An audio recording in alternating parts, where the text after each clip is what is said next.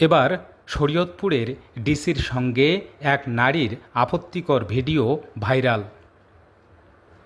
শরীয়তপুর জেলা প্রশাসক ডিসি মোহাম্মদ আশরাফ উদ্দিনের সঙ্গে এক নারীর আপত্তিকর ছবি ও ভিডিও ছড়িয়ে পড়েছে সামাজিক যোগাযোগ মাধ্যমে। শুক্রবার সকাল থেকে ফেসবুকে 57 সেকেন্ডের ওই আপত্তিকর ভিডিও ভাইরাল হয়। তবে ভিডিও ভাইরাল হওয়ার আগেই বৃহস্পতিবার রাতে তিনি শরীয়তপুর ছেড়েছেন।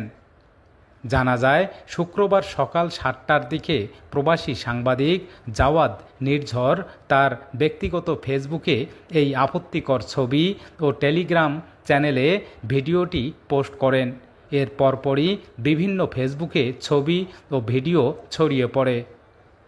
ভিডিওতে থাকা ব্যক্তিকে শরীয়তপুরের জেলা প্রশাসক মোহাম্মদ আশরাফ উদ্দিন দাবি করে ফেসবুকে পোস্ট করেন জাওয়াদ নির্ঝর, যেখানে ডিসির সঙ্গে এক নারীকে অন্তরঙ্গ অবস্থায় দেখা যায়। এছাড়াও মোবাইলের ভিডিও কলে থাকা অবস্থায় ওই নারীকে ডিসির বিশেষ অঙ্গ প্রদর্শনের ছবিও দেখা গেছে। আর এ ঘটনার পর জেলা জুড়ে চলছে আলোচনা সমালোচনা।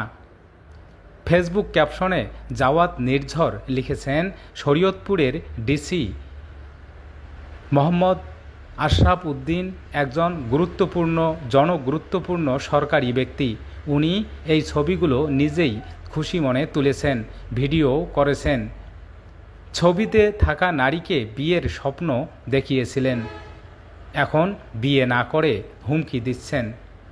এছাড়াও টেলিগ্রামে পোস্ট করা 57 সেকেন্ডের ভিডিওতে দেখা যায় জেলা প্রশাসক মোহাম্মদ আশরাফ উদ্দিন দাবি করা ওই ব্যক্তি শার্টের বোতাম খুলে বুক খোলা অবস্থায় লাল হলুদ রঙের জামা ও সালোয়ার পরা এক নারীকে কোলে নিয়ে চুম্বন করছেন।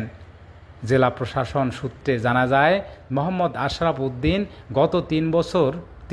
গত বছরের 3 নভেম্বর শরীয়তপুরের জেলা প্রশাসক হয়ে যোগদান করেন।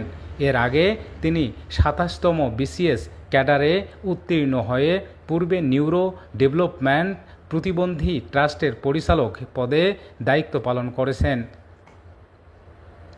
এ বিষয়ে জানতে জেলা প্রশাসক মোহাম্মদ আশরাফ উদ্দিনের মুঠোফোন ও হোয়াটসঅ্যাপে নম্বরে কল দিলেও তিনি তা রিসিভ করেননি। শরীয়তপুরের অতিরিক্ত জেলা প্রশাসক সার্বিক মোহাম্মদ আসলাম হোসাইন বলেন, বৃহস্পতিবার বিকালে আজ কাজ শেষ করে ডিসি স্যার বাসায় ফিরেছেন। তিনি বর্তমানে শরীয়তপুরে নেই।